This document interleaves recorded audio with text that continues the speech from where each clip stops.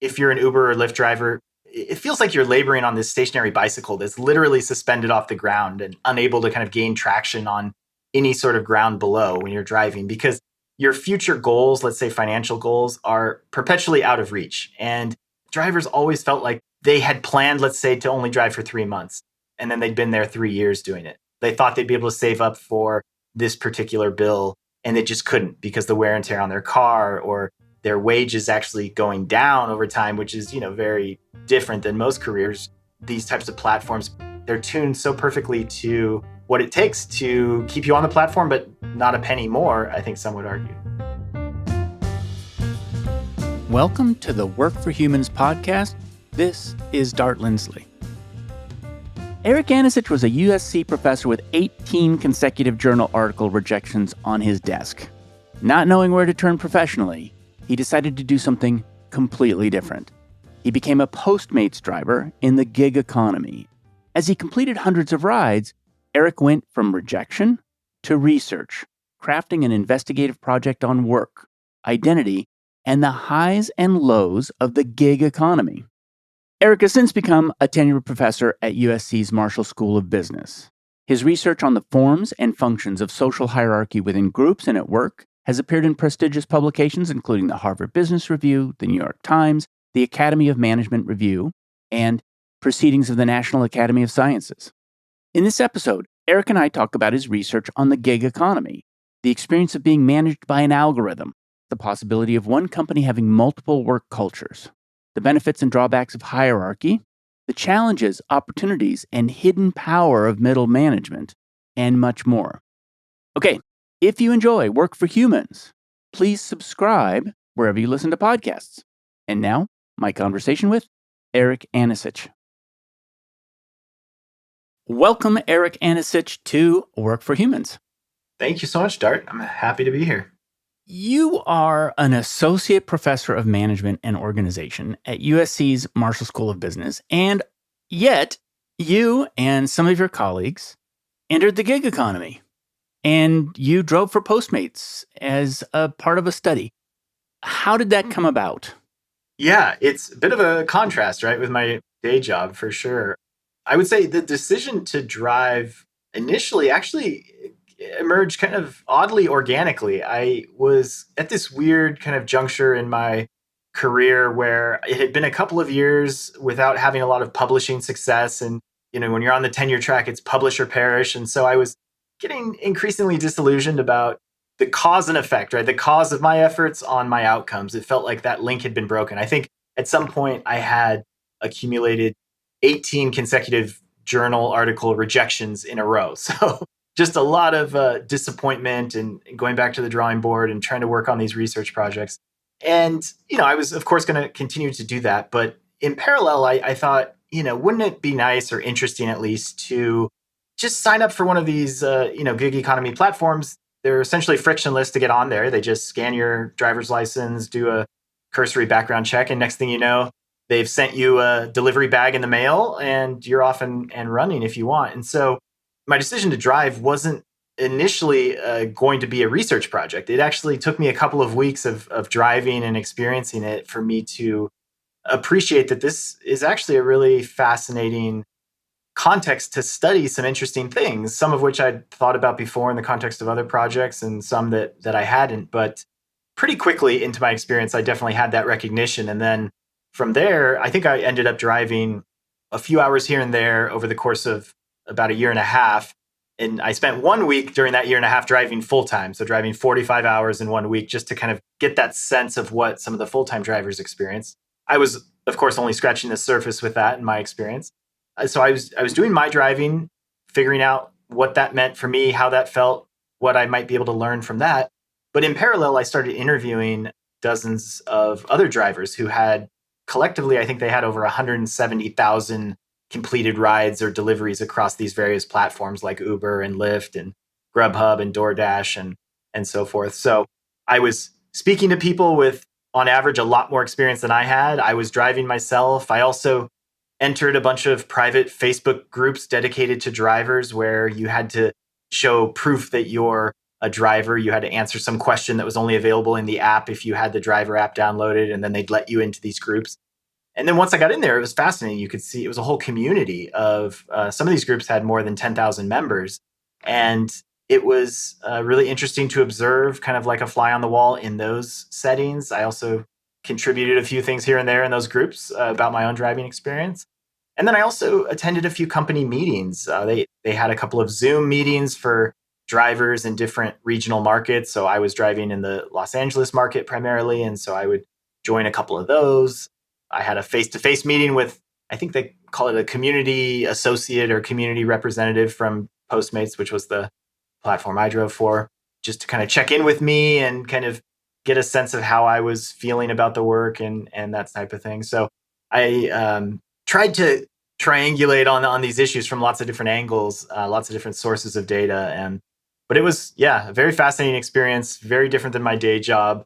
Ended up, I think, completing 238 deliveries, which pales into comparison to some of the people I talked to, some of whom had upwards of 25,000 deliveries over the course of several years of full-time driving. So, in terms of the experience itself, it was not intellectually challenging, but it's very physically and emotionally exhausting at times. I think more so than I appreciated before I decided to do this. And it was also quite visceral, and that kind of manifested in several different ways. I mean, certainly you were driving with other people's food in my case, and in other, people who drive for Uber or Lyft, have passengers in their back seat, some of whom make a mess in lots of different ways. But in my case, you smell the food. Sometimes you accidentally spill a little bit of the milkshake in your car. Or this was actually, I finished my driving right before COVID started, so I was still driving before the restaurants were stapling the bags closed or taping them closed for safety purposes. So I basically just had people's food hanging out of open bags and driving around town delivering them. So it was really, I think, essential for me to have that firsthand experience in order to be able to think and write about the experience in the way that I did. I think if I had just relied on other people's secondhand reports to me, it would have been much less informative. So I'm glad I had that personal experience, but it was exhausting at times for sure. Where I first heard about your work, I think it was in the very second interview I ever did. The very second episode that I ever did as a part of this podcast was with Aaron McEwen, and he mentioned your HBR article, which is Dehumanization is a feature of gig work, not a bug. And I would really like to dig into some of the points that you make in that article. First of all, I should just say up front that I drove for Waiters on Wheels. And I did that when I was in graduate school. This was actually at the very beginning of the internet. So it was a different experience. But I get what you're talking about, which is, first of all, it's driving, and it's driving with a deadline. I mean, especially if you're driving hot food. So it's stressful. You have to pick up the right food. You need to make sure you have the right food. If you get there and you have the wrong food, again, it's not intellectually challenging, but it is physically and emotionally challenging. But you made a lot of points about how it's different from working in a regular company. And in particular, you said it suppresses workers' experience and future aspirations. Can you delve into that a little bit more deeply? Yeah, let me try to unpack that a little bit. And I'll say most of my perspective on this is probably contained to the app-based contract work on-demand economy. So it's kind of a mouthful, but basically what we've been talking about, right? Food delivery drivers, rideshare drivers for Uber and Lyft, maybe some of the, Amazon Prime delivery drivers, maybe some of the grocery store shoppers, things like that. It's interesting to think about how some of the things I may say could or would translate to different types of freelancers or gig workers in, let's say, more white collar type settings. I'm not quite sure. I think there's some parallel there, but I'm not quite sure how it all maps on. But I'd say at least with the context I was in, there are very few opportunities for meaningful human connection. And so certainly if you're an Uber or Lyft driver, you have people in your backseat. Many of them will talk to you. And some very rich humanizing conversations emerge from that based on the people I talked to. It was not uncommon for people to have kind of profound interpersonal conversations. But I would say that was the exception more than the rule. I think a lot of the time, drivers felt like they were just an extension of the app. And I think the way we even talk about these types of platforms, I think highlights that as well. So, if you're looking to order to use one of these apps, you might say, well, when does the Uber get here, right? Instead of, when does our driver arrive? Or when does Brian, when is he supposed to arrive to pick us up, right? It's almost like the humans have been merged with people's descriptions of these platforms in a way that I don't think helps the drivers make human connections, even when they are face to face with customers. So there's that aspect. There's also the aspect of no bosses or coworkers. And, I think this is really problematic when it comes to a lot of the sense making challenges that any type of work creates for workers. And some of those online communities I talked about earlier were certainly helpful for drivers to help make sense of and process their experiences. But on average, the absence of coworkers and other people who are affiliated with the same organization was, I think, a big challenge for people's sense of identity. And any sort of interactions you may have with customers are very brief. And that creates this opportunity, like I said, to maybe have some sort of meaningful conversation, but it's usually not the case. And the app, really distills the driver's identities down to a first name, maybe a picture that's kind of hard to see, and an average numerical driver rating. So very little information to go off of. And many of the drivers I talked to actually had really fascinating backgrounds. And this kind of relates to how I described that many drivers talked about feeling like their past experiences and credentials were irrelevant to the work they were doing, and how the work they were doing was not really in service of any sort of meaningful future aspirations. So some of the people I interviewed were, former Israeli intelligence officers. One person was a lawyer who had passed the bar exam. Somebody else spoke 4 languages and talked about how his wife was always arguing with him, like, you have so many skills, you speak all these languages, why are you driving for Uber, 60 or 70 hours a week? So there were these people who had interesting experiences, and for a variety of reasons, they were funneled into this line of work. Yes, by choice, but circumstance plays a big role there.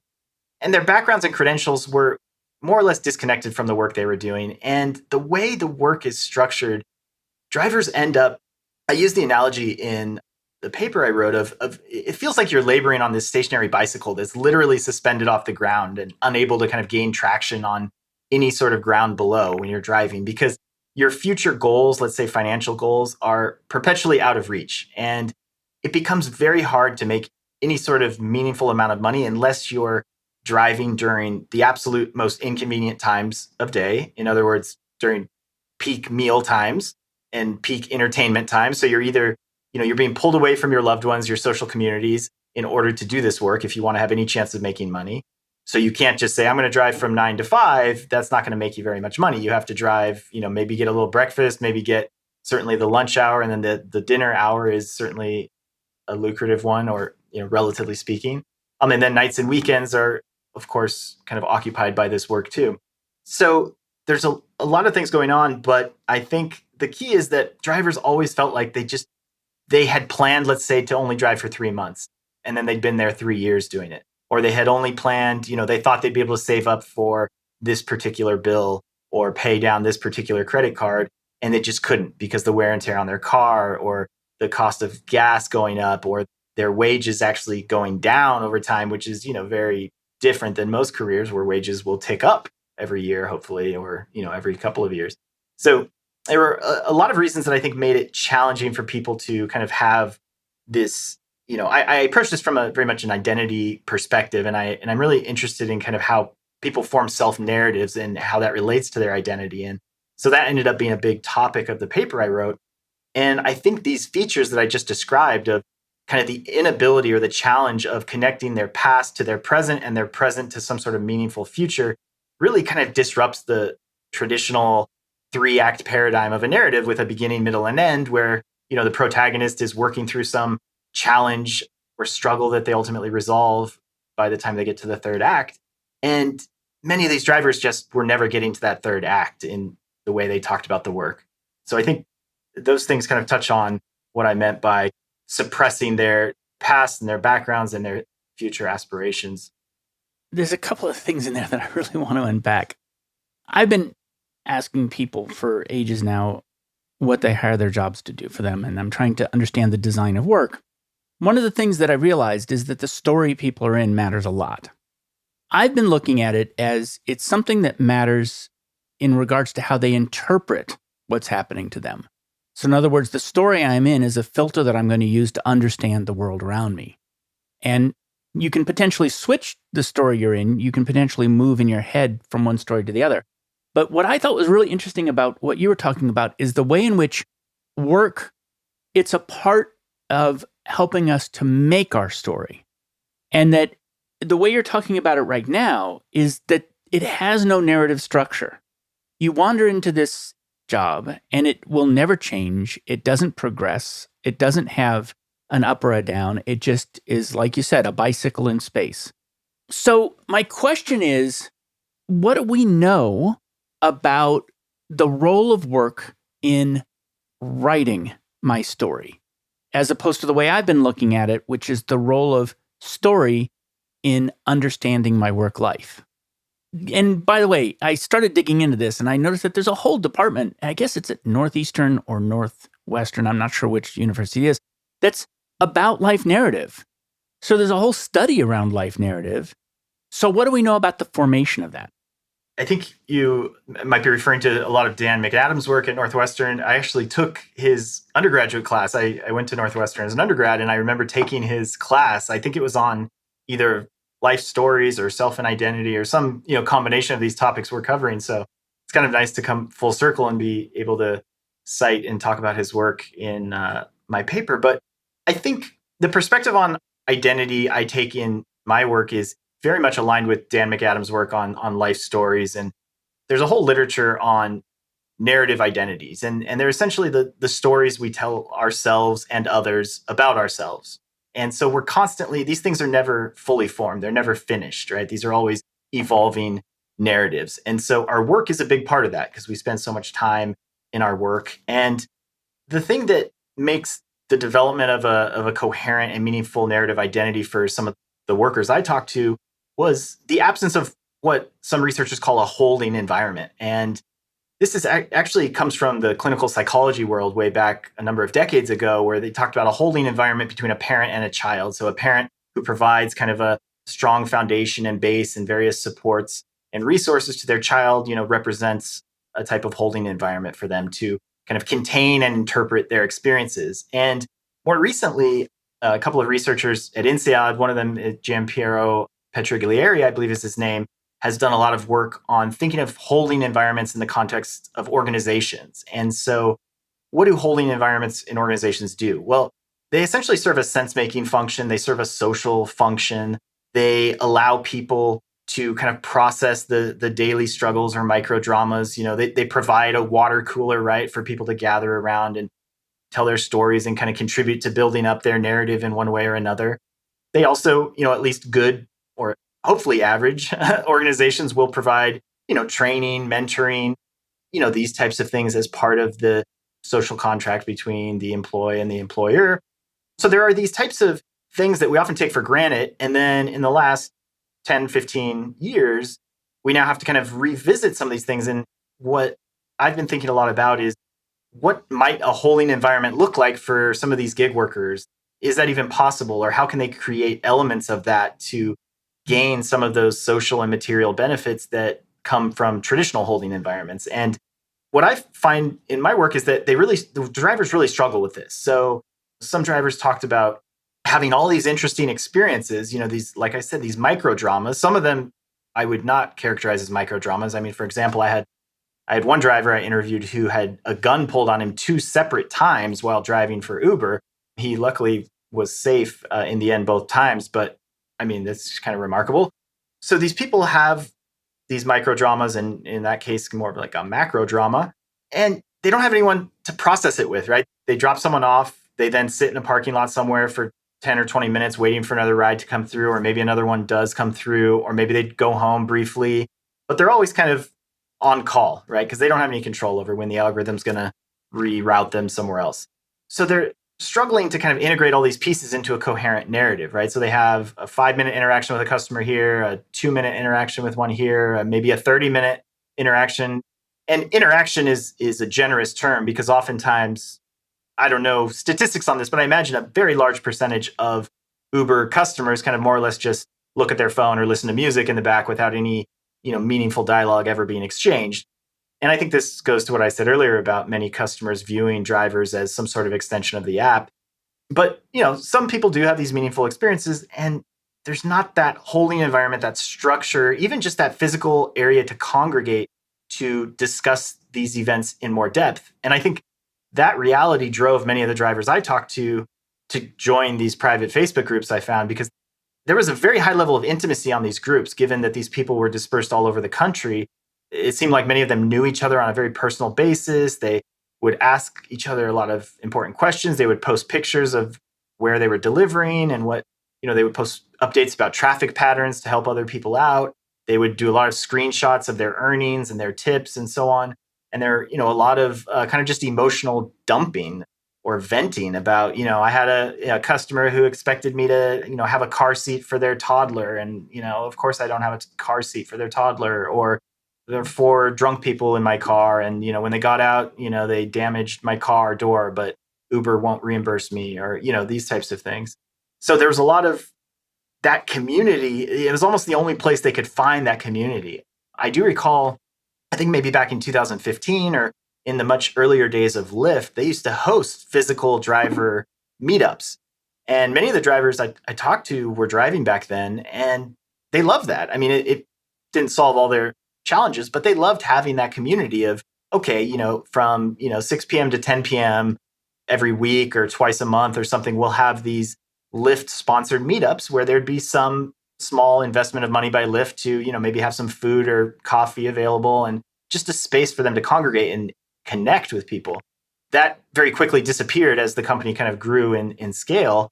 But those types of opportunities are few and far between for many workers. And I think that threatens many drivers' ability to situate their identity in this evolving life narrative, because identities are really developed with and through other people. You can only do so much internally to kind of craft your identity.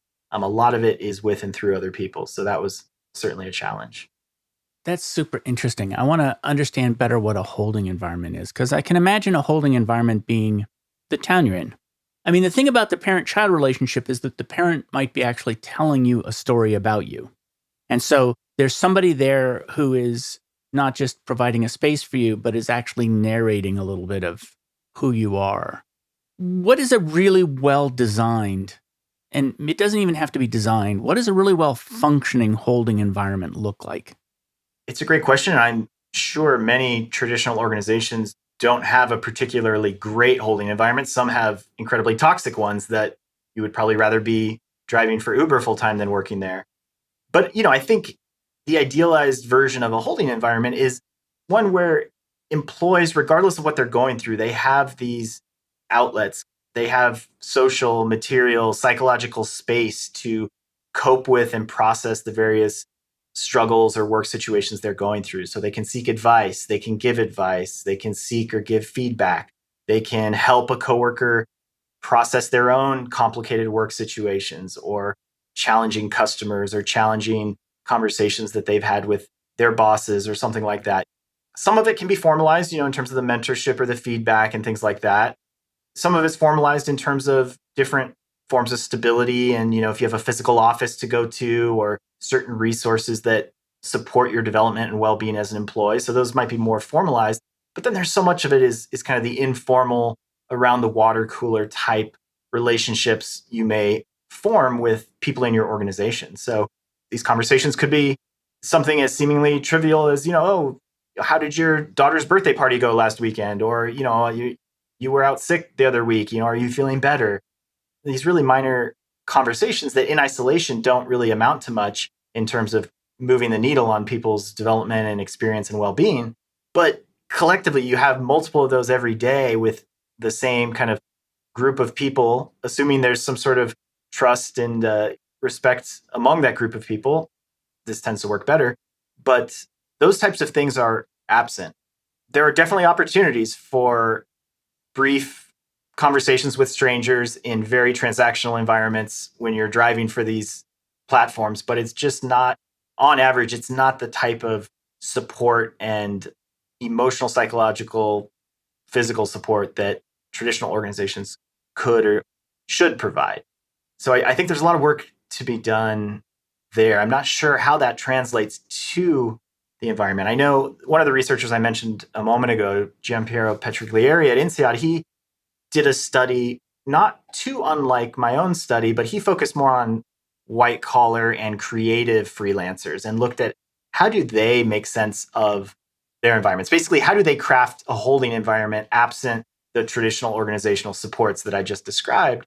And what he finds, I forget all the details, but I do recall that something about, routines, right? Having routines, having certain people that you go to for certain things, having certain sacred spaces where you can perform your task, right? If you're an artist, maybe it's your studio in a garage in the backyard or something. Maybe it's a coffee shop that you just get in a flow state if you're a freelance writer or graphic designer or something. But what I would note about the differences between his findings and what I find in my work is that the big difference in my view is just how technologically mediated the entire experience is for the workers that I studied. The freelance consultant, the freelance artist, the freelance writer, those people have, I would say, much more autonomy in the way that people talk about autonomy in the gig economy than the people I studied. So the people I studied, a driver I interviewed said something along the lines of, driving for Uber is, yes, it provides autonomy to the extent you're willing to drive 24 hours a day and you don't have any interest in making a lot of money. And I think there's some truth to that. I mean, yes, there's autonomy in this very crude sense of you decide when you want to turn on the app, you decide when you want to drive, but you have obviously no say in setting wages. You have very little say in what orders you take or don't take. You have, I believe it's a 10-second window, or at least it was when I was driving, to either accept or reject an order that comes through. And there's a lot of information you have to process in that 10 seconds to make an informed decision. And at least as a novice driver, I really struggled to always make the best decision about what to accept. So you want to see how far away is the restaurant you need to pick it up from? How far away is the end customer? How far away are both of those things, from my house or where I currently am? How big is the order? Am I likely to get a tip? Is this likely to be an apartment complex versus a standalone house? If it's an apartment complex, my job's going to be much harder and more miserable because there's probably parking constraints. I'll probably have to have some sort of conversation with a customer to get the code access to get through the gate. Then it's going to be a maze to go up the elevator and figure out where the east wing is and all of that. And then when you get to the door, oftentimes they just stick out their hand and they're in the bathrobe and they don't say anything and just grab the bag and you're off hoping you didn't get a ticket because you illegally parked. So, it's, I'd say, very different than an artist who is relaxing, listening to music all day in their garage and selling high-priced pieces of art. Now, of course, those people have a lot of struggles that the author I mentioned documents, but I think in terms of painting with a broad brush, in terms of the types of workers I studied versus those other types of freelancers, it's worth, I think, distinguishing, definitely. Yeah, there's a lot in there. So when I was driving for Waiters on Wheels, I was an artist. I had a narrative, which was, I'm just making money to pay the bills so I can do my art. Art had a lot of social capital associated to it. So when I said I was an artist, I was telling a story about myself that was compelling and doing this job on the side. He would never say, I'm a driver for Waiters on Wheels and art's something I do on the side, right?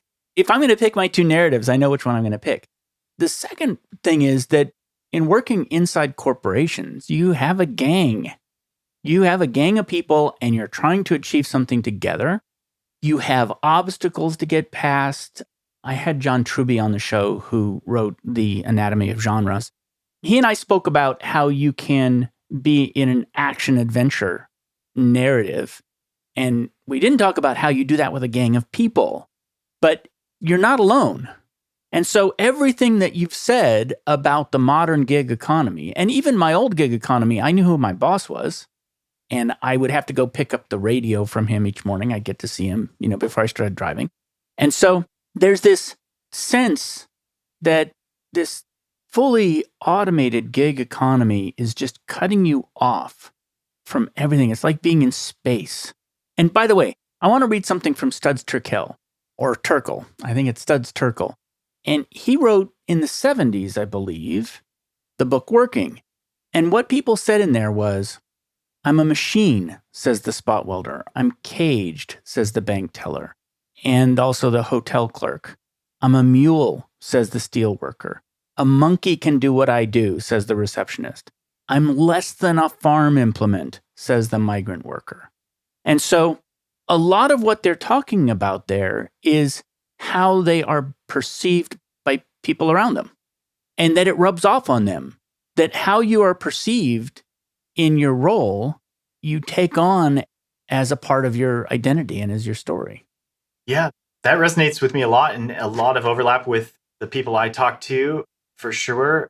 The one difference between some of the professions that you talked about just now and the workers I spent time with and my own experience driving is that the influence of technology here is hard to overstate how important it is because the technology also segregates employees in a way that makes it incredibly difficult to have any sort of social comparison with people. In organizations, there's value in, okay, how am I even doing relative to other people? Or if somebody had a similar situation happen, were they just as mad as I was? Or were they just as relieved when this other thing happened?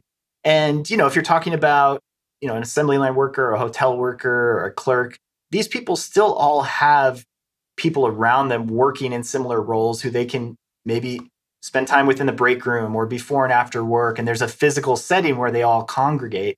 Look, all of these jobs are not particularly desirable for a number of reasons. But if you're comparing just this subset of jobs that have these types of struggles embedded in them, I think the option and the resources and space to actually congregate with other people going through a shared experience, it has the potential to provide a sense of relief in the way that I wasn't able to see any of the drivers I talked to have. Now, some drivers were fine with that. And I will say, I think there's a really important point to be made about the difference between drivers who are driving 5 or 10 hours a week, kind of on the side. They have a pretty stable identity and sense of self and narrative identity outside of driving. Those people tended to be either neutral or even more positive about this type of work. But the people I talked to who were working 35, 40, and in many cases 60 plus hours a week driving, they had a very different view of this, and for good reason, right? I mean, it's a very challenging role to be in where you don't have any of that social support. So one driver talked about, how she would just need to like spill as soon as she got home to her family members about her experiences, and they were not particularly interested in hearing about this, but she just had no other outlet. She says we have so much knowledge about this new way of working and no one to share it with and no one to talk to. And she actually was one of the most active people on some of these forums online that I joined. And I think that helped kind of scratch that itch for her, but it didn't do it all the way.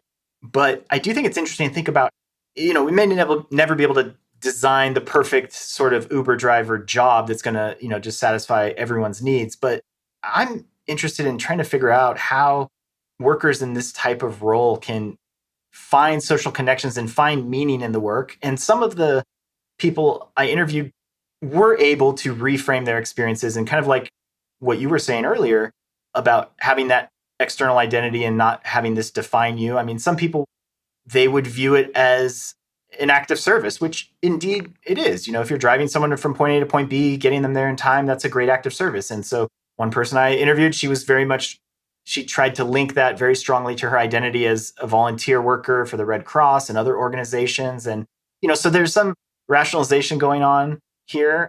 I saw a lot of what I call kind of fantasizing as well. So a pretty common experience that people talked about is this idea that you never know who you're going to meet when you're out driving. You could meet someone who could change your life and give you a job opportunity, or it could be a romantic interest.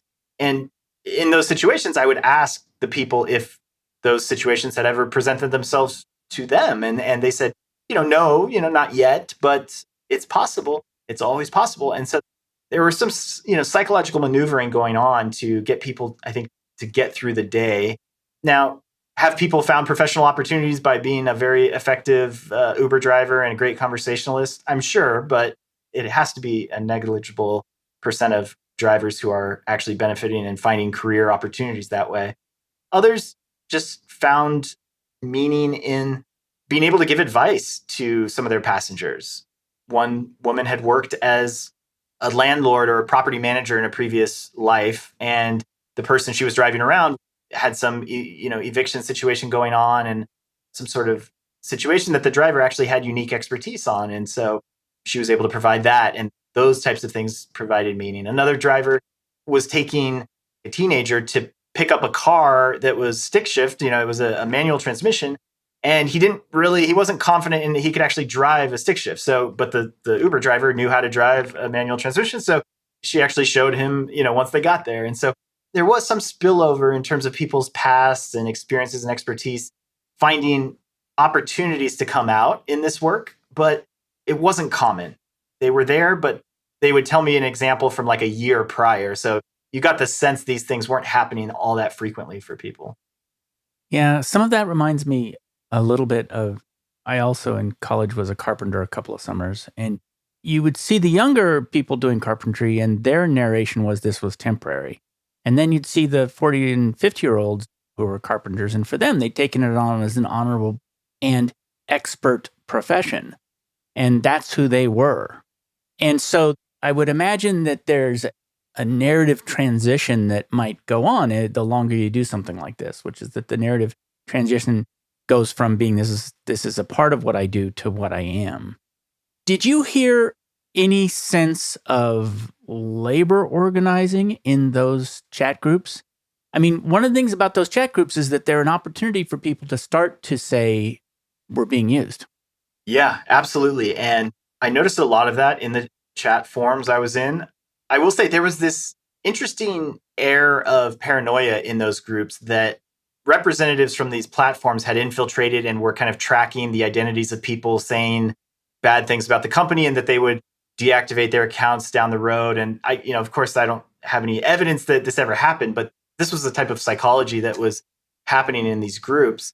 And I'm sure actually the company would find ways to get eyes on those groups. But yeah, in terms of organizing, I mean, there was a lot of complaining, but there was also a lot of camaraderie. And some of the groups were regionally specific. So I was a member of several kind of national groups, but then I was also a member of some Los Angeles based groups. And in the more regionally focused groups, there were often efforts to, there's a protest at LAX, airport this weekend. Like some of the drivers will be out there, feel free to swing by if you can. It would really be great. Or, we're going to try to all strike and stay away from LAX for 1 hour during this time just to make a statement or something. These things don't move the needle much, but the actions, they were genuine. They genuinely wanted to address some of the problems that they perceived they had. And so Gig Workers United is one of these large organizations that helps to organize gig workers. And, their website spells out 3 very simple demands, and they map almost perfectly onto the lowest levels of Maslow's hierarchy of needs. Increased pay, health and safety. And this was especially relevant during COVID because it was very hard to get the company to provide masks for people. It was very hard for drivers to report customers who were not following, COVID protocols and things like that. And then the third one was just the respect that we all deserve, which a lot of jobs don't pay well. Maybe they're dangerous and they don't provide a lot of respect. But ideally, these should be kind of a bare minimum for jobs. So it's not like they're saying, we want these great things. We want, this great 401k matching program. They're starting with requests that seem quite reasonable. And it's interesting. I don't know how optimistic I am. There are a lot of moving parts. Some countries have made more progress than the United States has. Some states in the US have made more progress. So California, where I am, I think just a month or two ago, upheld most of Proposition 22, which was the proposition in California that allowed the companies to continue to treat these workers as independent contractors instead of employees. And it's not surprising that the platforms keep winning these legal battles. I think they spent $224 million to get Prop 22 passed a couple of years ago. And this, I believe, was at least 10x the amount that the kind of organized labor side of it had raised and used to fight that. So it's very hard to fight these giants, but there's definitely a sense that many workers would like to. Some were, not all, some workers were actually on the side of the platforms not wanting to have constraints on how many hours they could drive. Many of them wanted to be able to drive 12 or 14 hours a day. And it's hard to say want, what does it mean to want that in the context of economic challenges? But there are definitely mixed feelings, but in those groups, it was largely, I would say, anti-platforms. Yeah, California is always an interesting situation. On the one hand, very progressive state. On the other hand, it contains very many of the companies that have actually launched the gig economy. And so you see, I think there's likely to be a push and pull between the enormous power of those organizations, those corporations inside California. And there's a disconnect for sure between the more corporate office white collar workers and obviously the people on the ground driving. I believe it was DoorDash, or was it Grubhub? I don't I shouldn't throw one under the bus. It was one of those two. There was some story about a year ago where the CEO required all white collar office workers to drive as a delivery person once a month. And there was a lot of pushback, which is maybe not that surprising from the office workers that, this isn't what we signed up for. We don't want to do this. Basically, like, we don't want to hear or see anything that this work is about. That's interesting. It's hard to know how I would have reacted if I were a software engineer working there and they told me I had to drive. But there's some sense that we just want to focus on the back end, optimizing the algorithms, and we'll kind of let the human experience on the ground play out, out of sight, out of mind. You spoke a lot about algorithmic management. That seems like a really important component of the dehumanization of this work. It's also a plus, by the way, I'll just say, in some cases. In fact, one of the things I see about gig labor is that it comes with very few of the positives that come from working in a group setting, in a more formal employment. But it also comes with avoiding some of the negatives. Algorithmic managers, it seems to me, are never toxic. They may be inhuman, but you know what the rules are, and it's not about you. So how did it actually feel to be interacting with an algorithm instead of a person? I think that's a really interesting point that you raised. And I hadn't thought much about that point, but it does resonate with me that, as frustrating at times as being subjected to algorithmic management might have been for me and others, there is that sense that it's not personal, right? It's all business. So algorithmic efficiency is something that matters at scale, and you're just one little data point there. They're not looking at your face saying, let's send Eric, across town just to make it harder for him to get home in traffic on the way back.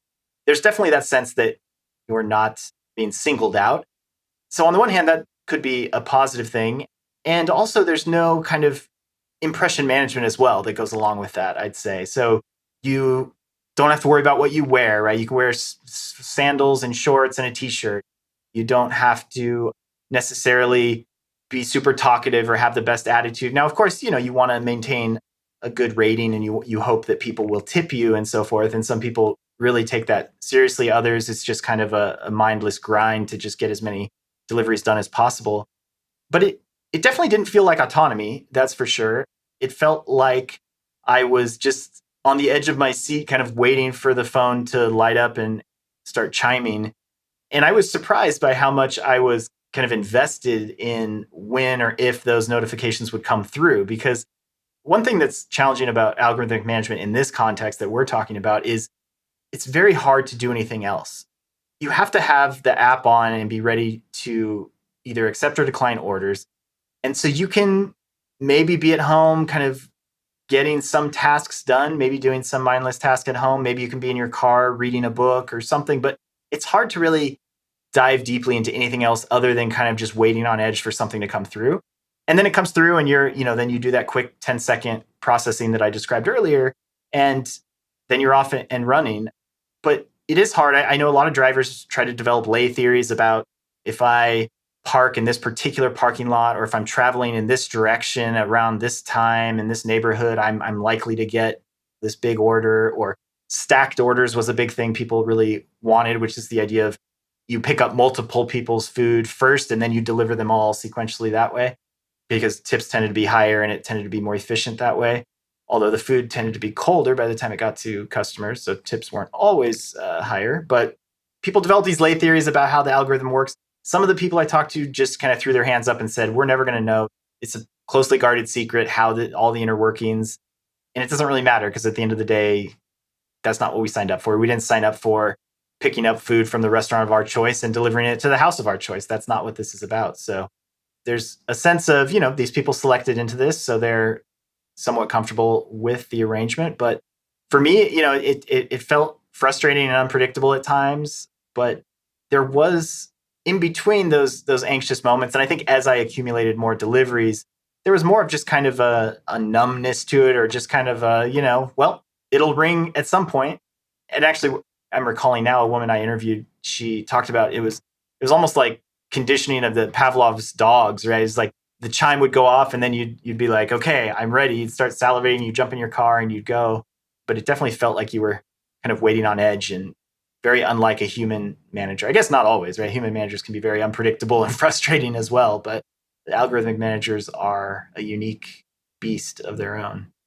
Yeah, well, one of the challenges with an algorithmic manager is that it's so tuned, and it's tuned over time to exactly what it's going to take to keep you going, right? I mean, there's something good about imperfect human managers sometimes, which is that they are not tuned perfectly to give you just enough to get by.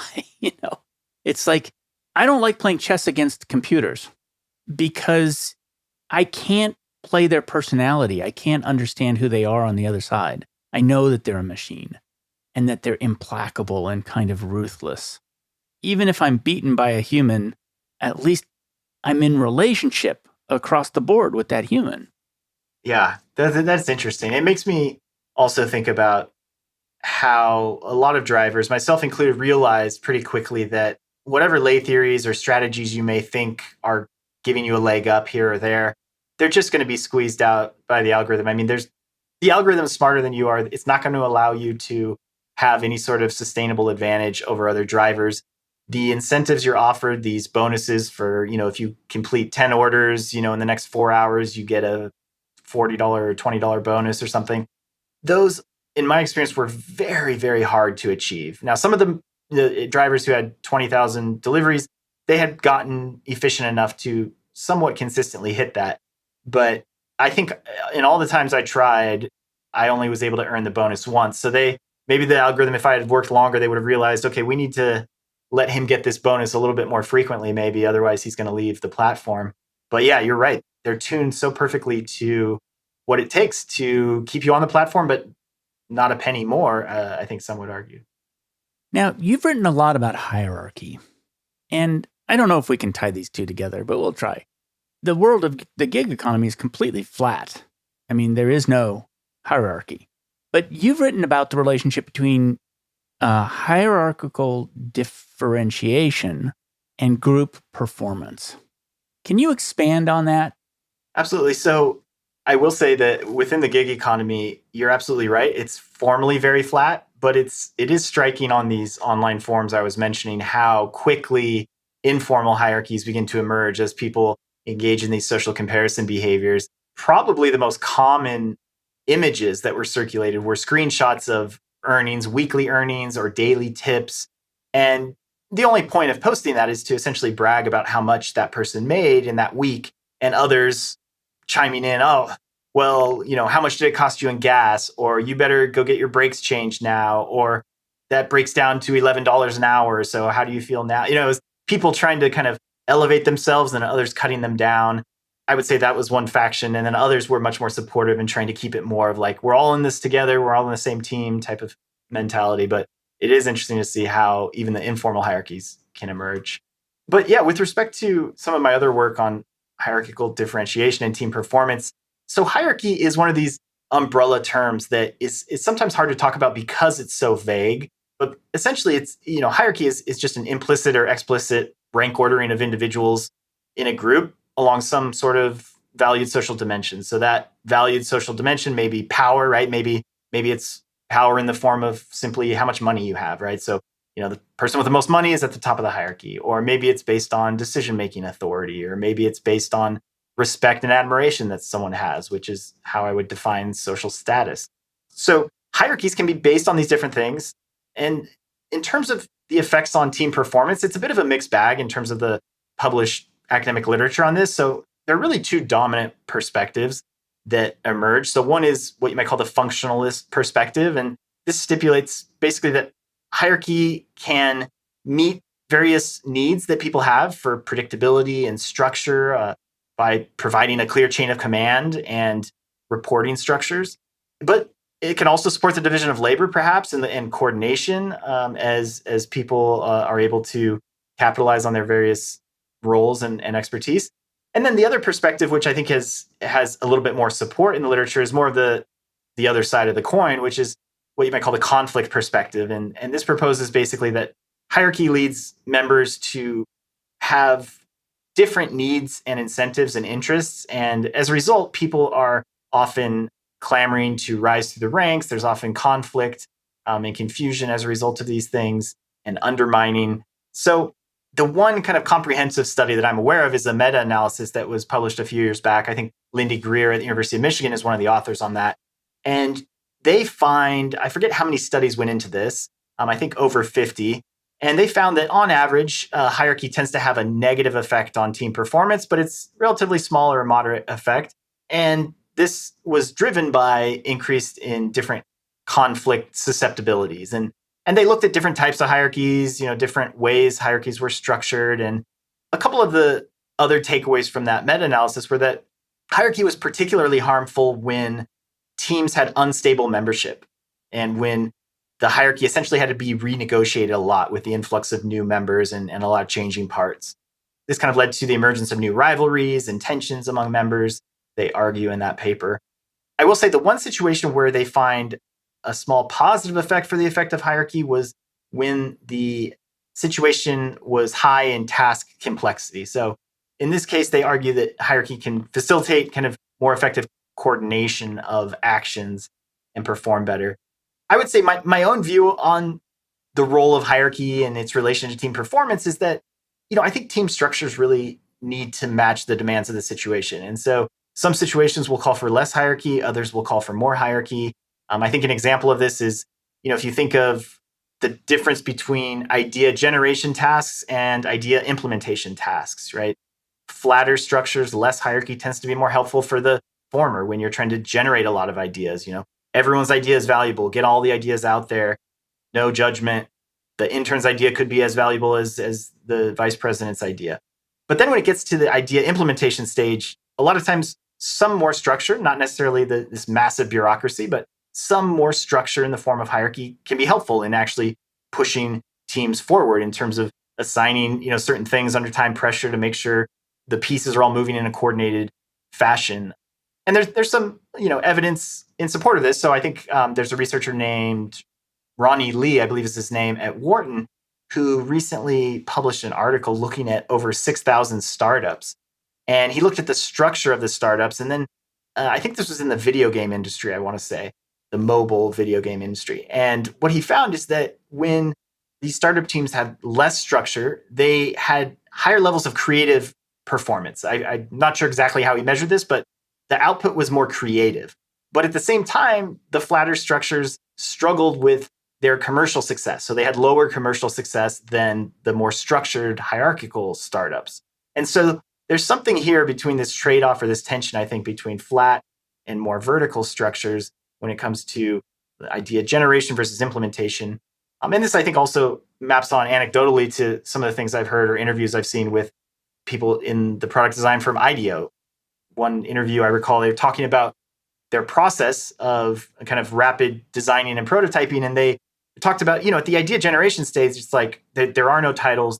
It doesn't matter who's who. Like, we're just trying to get the ideas out there in as psychologically a safe way as we possibly can.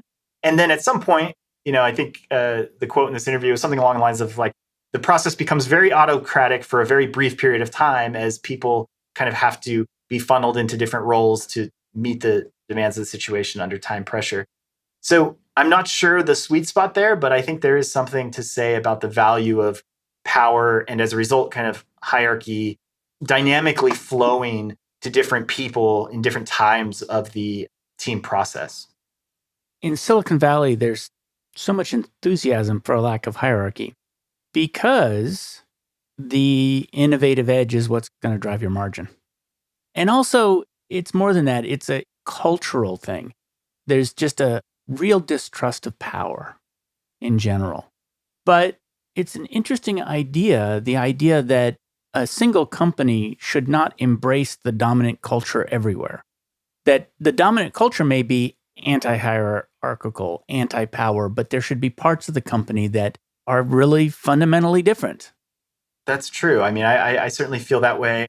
I think obviously it's incredibly crucial to try to align your organizational culture and the values that you uphold with the structure that you have. But if the structure is kind of dynamic itself, maybe cultural values more related to we're very adaptable, we're very agile, right? We're very flexible and responsive, to different situational demands. If those types of values can be embedded into the culture, then I think maybe this dynamic structure can find more success. But to ask people to kind of have more authority in one context and then kind of let the power flow away from them in a different context, that's challenging for a lot of people. And so I think it requires a lot of trust, a lot of psychological safety, a lot of communication.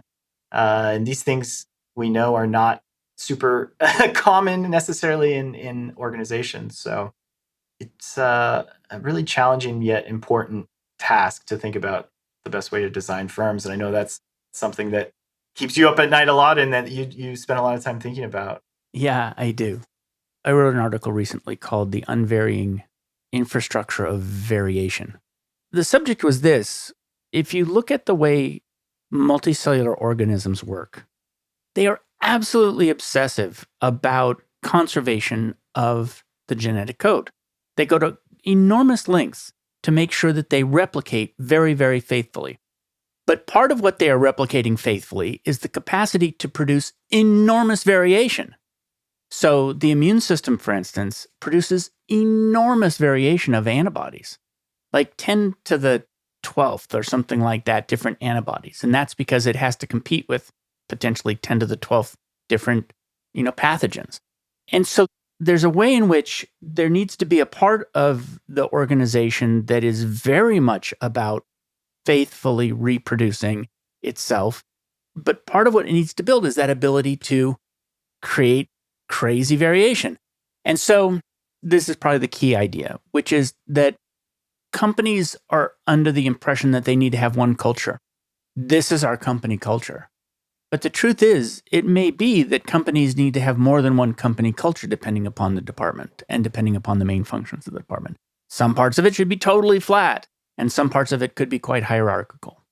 When you look at how a satellite or some complicated instrument like a satellite is built, there are people who are responsible for subcomponents, and then there are systems engineers who are responsible for making sure that all the subcomponents fit together.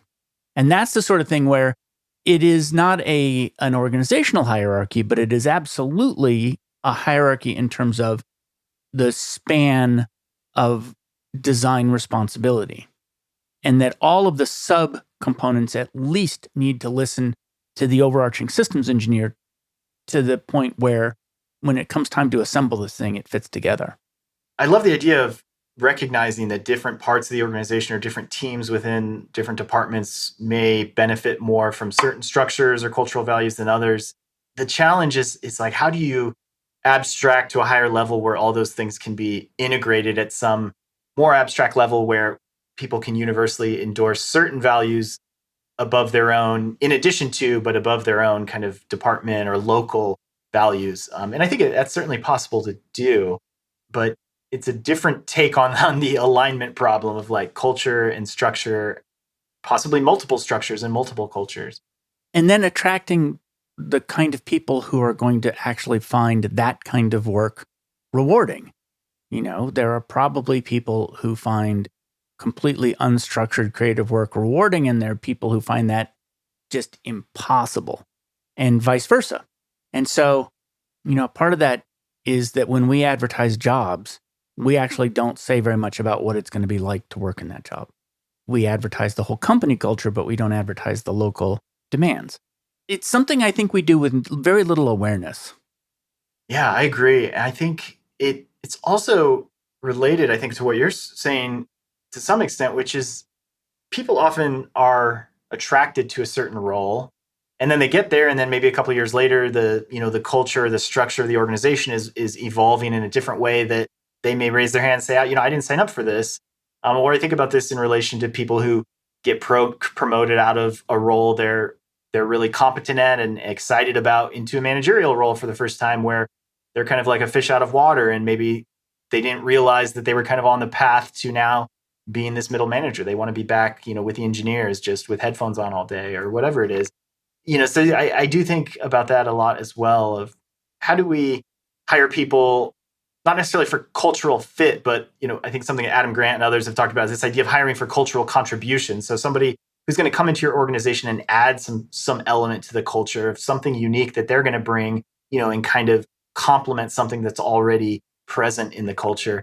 But then also, if things are going to change and evolve, some percentage of your employees, you have to wonder, maybe are feeling left out, or like that's something they haven't signed up for, that they're not prepared to adjust to, and maybe those people voluntarily or involuntarily leave the organization. But yeah, there's the more dynamic the internal workings of the organization. I think one of the downsides is kind of what we're talking about, which is people may not find the fit that they had before things were shaken up, right? Yeah. I want to go back to that point you made about middle management. One of the papers you wrote was about how when people study power, they tend to study the top and the bottom, and very few people study the middle. What did you find when you started looking at the challenges of the middle or the opportunities of the middle? It started off as a very academic, point that I wasn't sure how broadly interesting it would be to people outside of academia, but it was this narrow theoretical point, which was that we have so many papers and insights about, like you said, people who are in the C-suite or people who are entry-level analysts, and there's not a lot of consideration about what may be unique beyond just a linear relationship. So I think what often happens in the way we study these things is we compare very high to very low, and we say there's a difference there. There's some effect. Let's just assume it's a linear effect. Or maybe you'd look and maybe it's mostly linear. Maybe you'd have a footnote about it, maybe being a little bit nonlinear in some way. But more or less, the takeaway from those types of papers is going to be high power people or experiences are more likely to lead to this, low power to this. So what I started off doing is just thinking about these people. They're disproportionately represented in the media, it seems like, and in kind of the outside of the ivory tower. You hear so much about middle managers, and it's such a broad category that it encompasses a lot of people. And there's also a lot of great research showing that these people are incredibly important in organizations. So Ethan Mollick at Wharton has done some great research on the just exactly kind of quantifying how much value middle managers bring to teams. I think he found it was along the order of like 22% of variance in revenue was attributed directly to the quality of middle managers. I think this was in the video game industry or something. Others have found similar things, but these people, it became very obvious very quickly, are also the most stressed and anxious and burned out people in organizations. There's a great epidemiological study of over 20,000 full-time employees conducted by people at Columbia and the University of Toronto, I believe, and they find that the people in structural positions that are nearer the middle of the organizational hierarchy were much more likely to report depressive symptoms, anxious symptoms, just a host of mental health challenges and burnout related challenges compared to people both above and below them in the organizational hierarchy. And so those types of findings got me thinking about, what is it about middle managers' experience that maybe leads them to have these negative outcomes, and why are they so often talked about in the media and in business articles and so forth. And the point I landed on, which is certainly doesn't tell the whole story, but the point that I wanted to focus on in some of my earlier writing was about how unstable their, what I'll call a vertical orientation in the organization is. And by that, I mean, if you think about what a prototypical middle manager might have to do. So maybe they take, strategy prescriptions from above them in the hierarchy and have to find ways to implement them successfully to people below them in the hierarchy. And so they're kind of this conveyor belt of information, and they're frequently switching between interacting with people who are higher than them in the hierarchy, people who have more power and authority over their outcomes, and then switching and talking to people and interacting with people who have less of those things. And we know from a lot of research that different kind of norms and expectations go along with different sorts of power levels that people may have. So if you're a high power person, there's an expectation that people will defer to you and that you'll be more likely to take action than someone else and that you're more likely to be dominating in conversations and things like this. Now, there are lots of exceptions to this, but kind of on average, these are the types of effects people find who study this. And if you're a low power person or in a low power mindset, the opposite is true, right? You kind of wait for others to make decisions, you bite your tongue, you act deferentially, and so forth. And so people who have to fluctuate between engaging in these different behavioral patterns, which, we think middle managers being kind of the prototypical example of this, these people are likely to experience the outcomes I mentioned earlier for that reason. And a lot of this has to do with this idea of micro role transition. So Blake Ashforth, I think he's at Arizona State, has a lot of work on this intra psychological challenges associated with engaging in micro role transition. So one micro role transition may be something like going from the office back home, right? So work-life transitions. But what we argue and talk about in our work is these micro role transitions also apply within certain roles. So a middle manager is essentially a bundle of different responsibilities and roles within the organization. And they have to juggle all these things. They have to interact with these different behavioral patterns. They're often, literally squeezed in between. One quote I like from an author we cite in our paper is, they're simultaneously the victims and carriers of change in the organization. And both of those things can be stressful. So they get a bad rap as well. I think people in the last maybe 5 years have come back around to understanding the value of middle managers. But for a while, it seemed like every take about middle managers was, they're kind of burned out, dead weight, maybe hit a ceiling in their potential and just kind of settled into a middle managerial role. And that's the end of them. But it turns out good middle managers really matter, and bad ones can have a hugely toxic effect. So much of that resonated with me. I mean, there are enormous tensions between the demands of your team and the demands of leadership that every manager faces, and that we have not been given a very good method for translating and brokering those two different needs. It's really, really true. And the other thing about it is that as a middle manager, you'll have a meeting that's absolute strategy, and then a meeting that's absolute tactics, and the next meeting is absolute strategy. And you just can't believe that in one day you can be functioning on something that matters a day from now and something that matters 10 years from now. And so you're constantly moving back between those things. The relationship with leadership is not a simple pass down. It's actually, I think, a lot more game theoretic, which is middle managers are trying to retain as much freedom to move as possible. They're trying to retain as much agency as possible. And they don't necessarily want strict instructions from above, and are looking for ways to retain enough agency that they can still act independently. And that takes some real brinksmanship's not the right word, gamesmanship, I would say. It's a really interesting space. And very often, middle management sounds weak. I mean, as a term, middle management is incredibly powerful because it's the layer, it's the substrate in the company where things really get done, is middle management and their teams. Right. And they're the gatekeepers to, like you said, they want to retain the autonomy. So they're passed down, let's say, certain, if not prescriptions, strong recommendations about how things should be done. And they have some, or at least they strive for some flexibility and maybe how to implement that. They have to maybe massage it a little bit to get the buy-in of people below them. There may be some pushback from people below them, and they have to weigh the pros and cons of at what point does any of this rise to the level of me having to now go back to senior management and talk through it. So that is also, I think, an underappreciated point that you brought up about it's not a simple translation from the top to bottom. There's some filter that they can apply or choose not to apply on the information and tasks that are flowing through them, which is a huge source of power, but also a huge burden in some ways and responsibility. Well, I want to close with talking a little bit about your job. And since you've had two recently, Yeah, right.